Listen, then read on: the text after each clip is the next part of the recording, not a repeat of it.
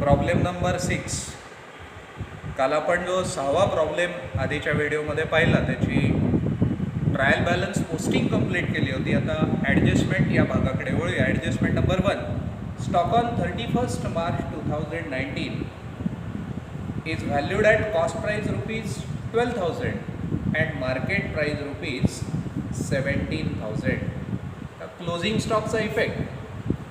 First effect, show to the credit side of trading account. Buy closing stock. Buy closing stock. आता cost price आणि market price अशा आपल्याला दोन amount दिलेले. आता जेव्हा दोन अमाऊंट दिल्या जातात, विच एव्हर इज लेस, या दोन अमाऊंट मधली जी रक्कम कमी आहे, मग कॉस्ट प्राइस कमी असेल किंवा मार्केट प्राइस कमी असेल, जी रक्कम कमी असेल ती क्लोजिंग स्टॉकची अमाऊंट म्हणून तिथे आपल्याला रेकॉर्ड करायची. आता इथे 12,000 12,000 closing stock. By closing stock 12,000. Second effect shown on asset side of balance sheet. Closing stock.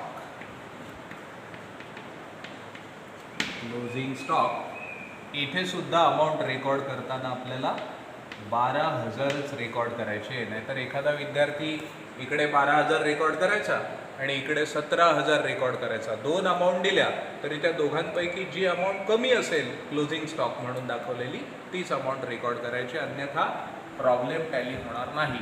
Next. Our customer mister Shekhar has failed to pay his dues of ₹800. आपले कस्टमर म्हणजे थोडक्यात sundry debtors. Fail to pay his dues, की तो आपल्याला जे काही देणं होता किंवा त्याच्याकडून आपल्याला जे काही येणं होतं ₹800 ते तो देऊ शकला नाही. बिकॉज ही बिकेम इनसॉल्वंट, कारण तो दिवाळखोर झाला असेल किंवा अन्य काही कारण असेल, तो आपल्याला पैसे देऊ शकला नाही. याचा अर्थ हे पैसे बुडीत आहे. त्याला आपण बॅड डेप्स असं म्हणतो. इथे म्हणूया लेस न्यू बॅड डेप्स. लेस न्यू बॅड डेप्स किंवा त्याला फर्दर बॅड डेप्स असं म्हटलं तरी चालू शकेल.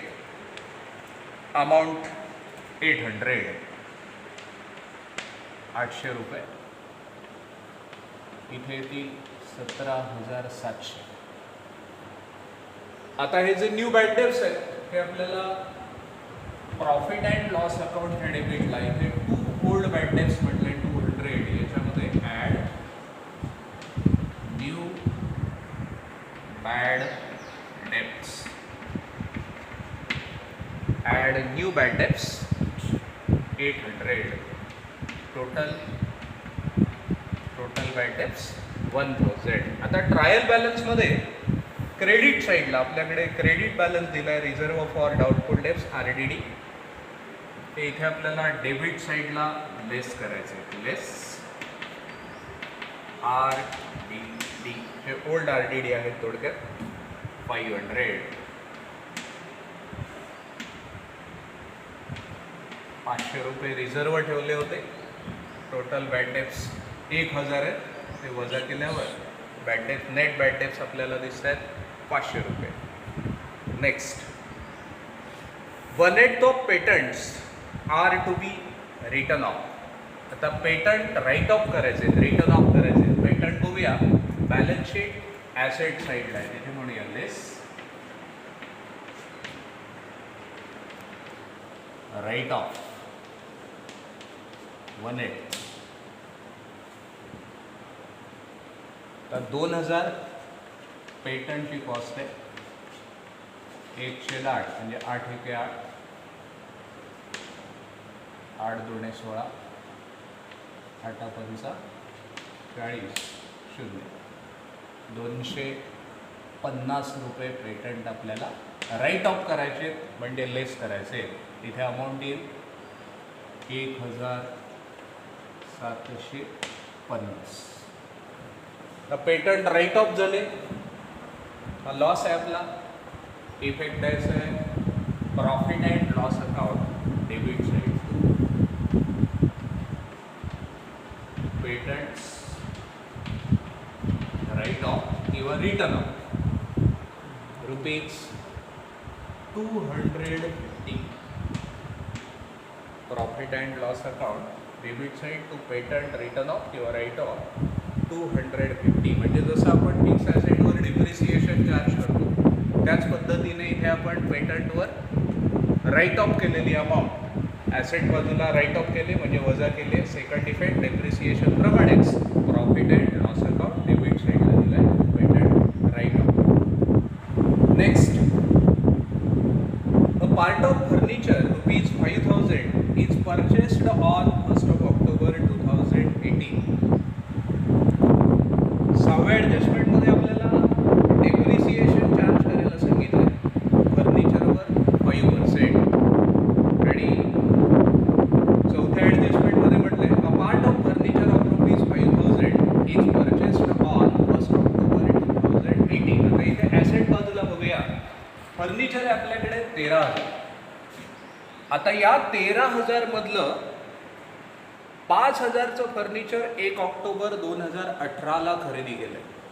म्हणजे ऑक्टोबर, नोव्हेंबर, डिसेंबर, जानेवारी, फेब्रुवारी आणि मार्च 6 महिने फर्निचर आपण यूज केलं आहे. म्हणजे या 5,000वर आपल्याला 6 महिन्याचं डेप्रिसिएशन कॅल्क्युलेट करावं लागेल. Rate of depreciation 5%, 5/100 into 6/12. 5,000वर आपल्याला 5% प्रमाणे 6 महिन्याचं डेप्रिसिएशन चार्ज करायचं आहे. कारण 13,000 मधलं 5,000चं फर्निचर हे 1 ऑक्टोबरला परचेस केलं आहे. 6 1 6, 6 गुणे 12, 0 कॅन्सल करा, इथे 2 के 2, 25 गुणे 50, 25 गुणिले 5 म्हणजे 125 रुपये. ते 1 ऑक्टोबर ते 31 मार्च या कालावधीचं 5,000वरचं 5,000 फर्निचरचं डेप्रिसिएशन आलं. आता 13,000 मधलं 5,000चं फर्निचर 1 ऑक्टोबरला खरेदी केलं म्हणजे राहिलं किती फर्निचर आपल्याकडे? 8,000. तर हे 8,000चं फर्निचर 1 एप्रिलपासून 31 मार्चपर्यंत आपल्याकडे असल्यामुळे 8,000 या फर्निचरवर आपल्याला 1 वर्षाचं डेप्रिसिएशन चार्ज करावं लागेल. आता 8,000वर 1 वर्षाचं 10% येईल 800. आपल्याला 5% कॅल्क्युलेट करायचं आहे म्हणजे 400. म्हणजे डेप्रिसिएशन टॉपिकमध्ये आपण जसं शिकलो होतो 11वीला की एक फर्निचर 1 एप्रिलला खरेदी केलं आहे, दुसरं फर्निचर 1 ऑक्टोबरला खरेदी केलं आहे, मग पहिल्या फर्निचरवर 1 वर्षाचं डेप्रिसिएशन, दुसऱ्या फर्निचरवर 6 महिन्याचं डेप्रिसिएशन. त्याच पद्धतीने आपण इथे डेप्रिसिएशन कॅल्क्युलेट केलं आहे. म्हणजे टोटल डेप्रिसिएशन इथे असेल 525 लेस फ्रॉम फर्निचर. इथे फर्निचरमधून वजा करूया लेस डेप्रिसिएशन. तुम्ही याची वर्किंग नोटसुद्धा करू शकता सेपरेट. 525 बॅलन्स बघा किती राहतं.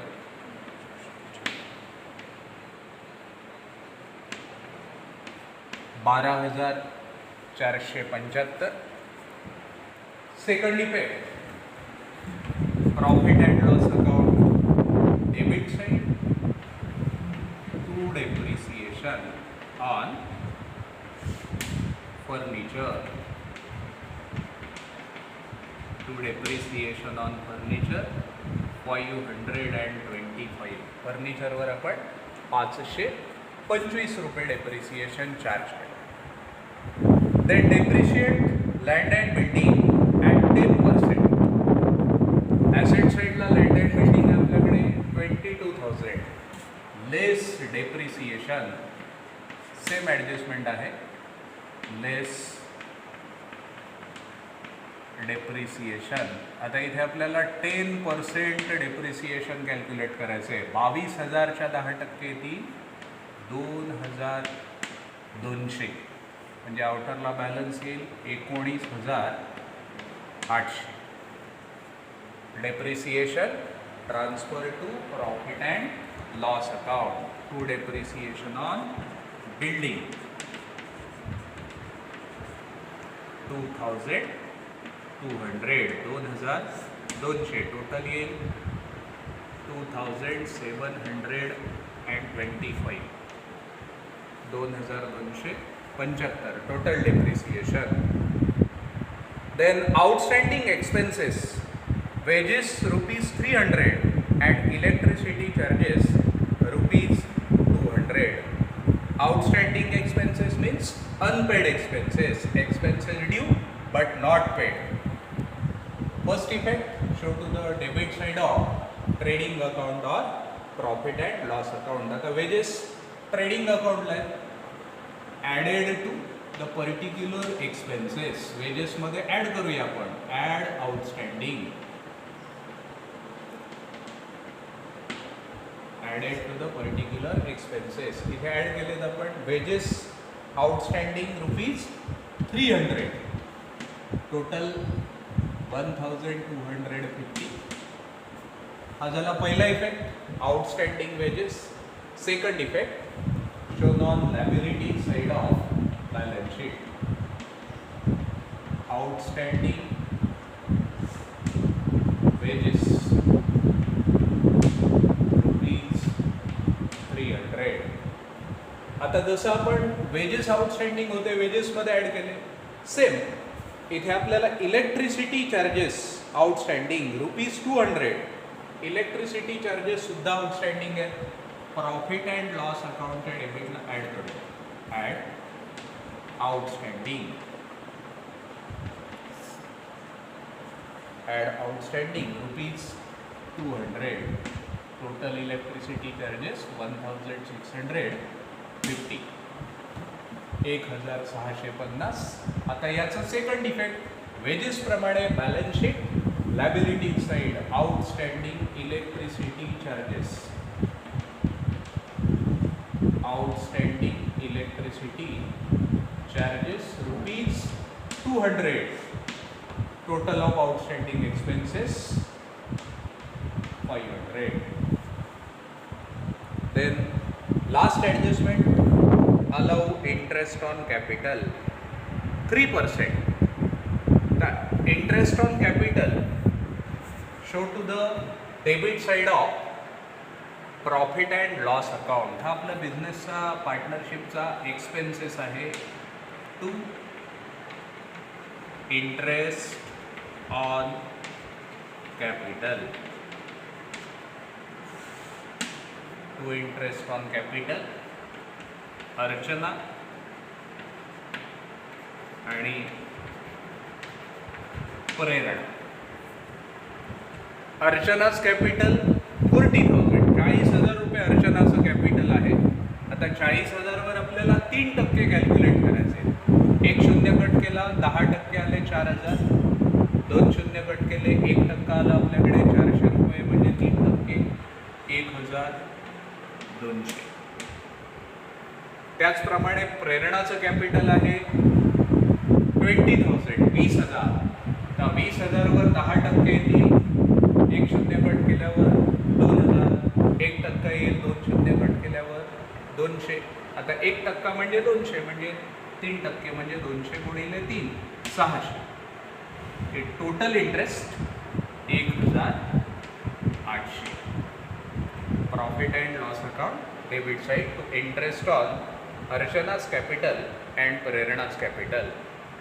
आता सेकंड इफेक्ट, हा पार्टनरचा इन्कम आहे, त्यामुळे इफेक्ट करणार पार्टनर्स कॅपिटल अकाउंटच्या क्रेडिट बाजूला by interest on capital. By interest on capital, Archana's interest 1,200 and Prerna's interest 600. Interest on capital, पहिला effect profit and loss account debit side, दुसरा effect partners capital account credit side. आता आपल्याला problem close करायचा आहे.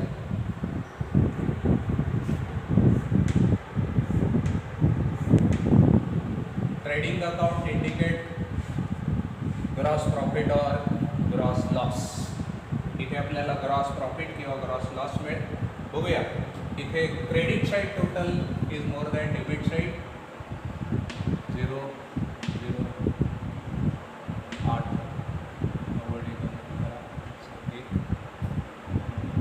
41,800,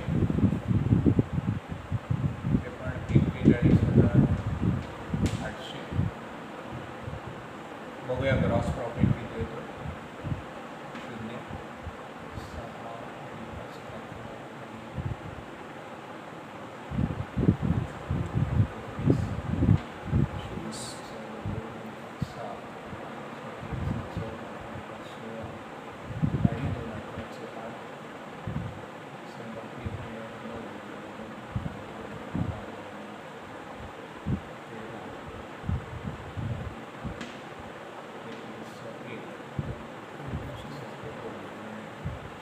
6 8,290. त्याला म्हणूया आपण to gross profit transfer to profit and loss account किंवा ग्रॉस प्रॉफिट कॅरीड डाऊन. आता ग्रॉस प्रॉफिट ट्रान्सफर करूया प्रॉफिट अँड लॉस अकाउंट. इथे क्रेडिट साईडला बाय ग्रॉस प्रॉफिट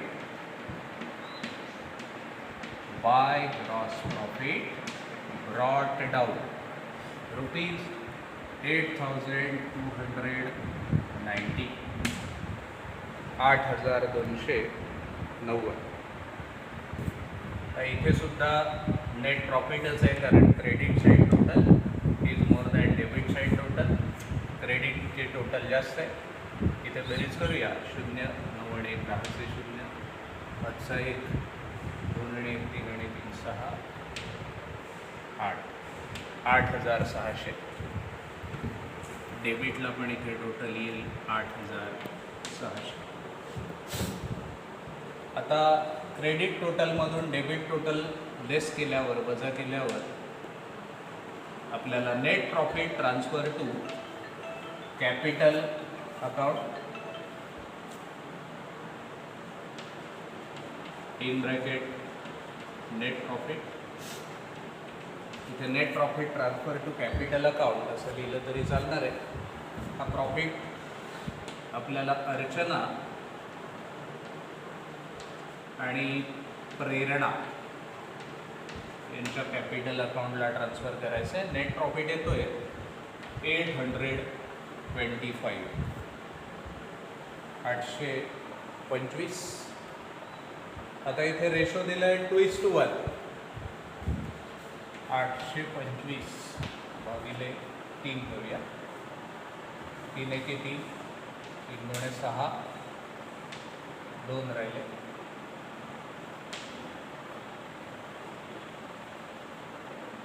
3 2 6 2 राहिले. 3 7 21 आणि 3 5 15. 275 रेशो 2:1. 275 गुणिले 2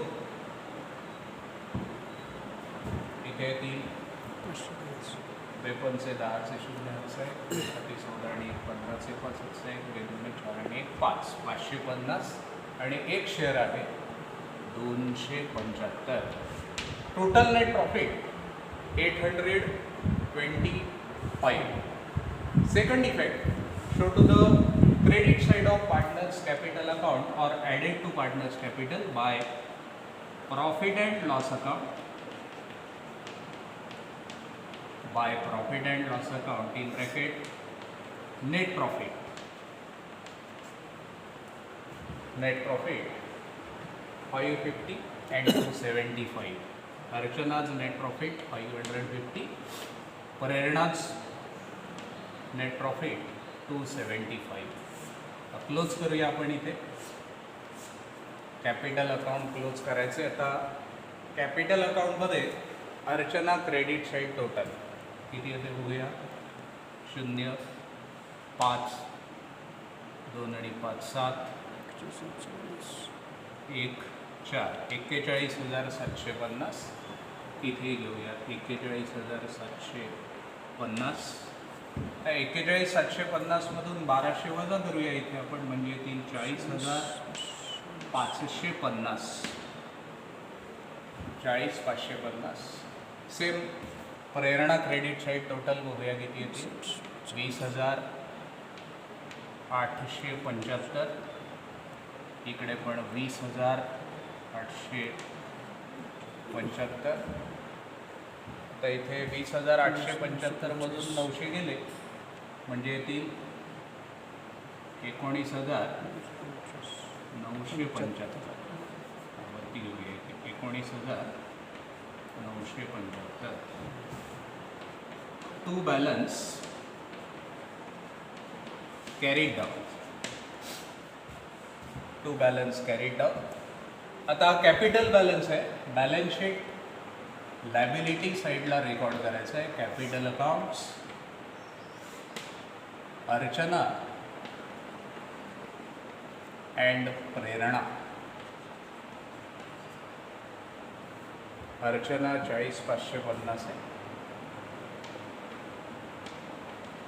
आणि प्रेरणा 19,975. टोटल 5, 7, 8, 12,